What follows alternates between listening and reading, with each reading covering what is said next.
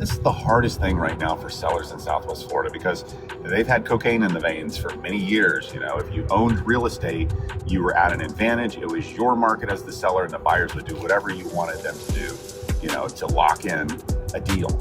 And I think I read a statistic the other day that said, I think there's 3 sellers for every buyer right now in Florida. And listen, if you've got a condominium, it's even scarier because what's happening with condominiums is, you know, the HOA fees are out of control for one, and they only go up.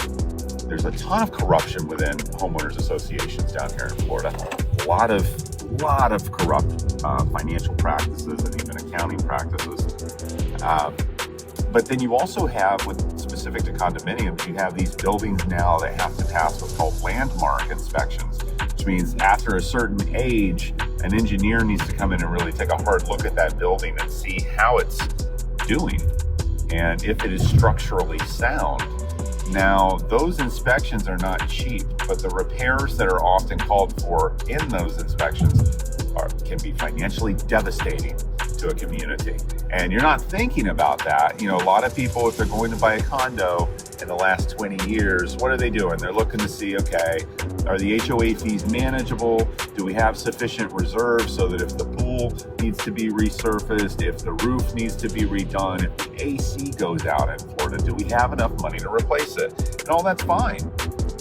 And that's been fine. But now let's talk about a landmark inspection where now we need, you know, $147,000 in repairs recommended by the engineer. And that money can only come from one place. And if the HOA members are not buying Powerball tickets, that means that it can only come from the pockets of the property owners through an assessment, through increased HOA fees, through some kind of leverage. And so that's made condominiums a little scarier today, I think, to look at as a buyer.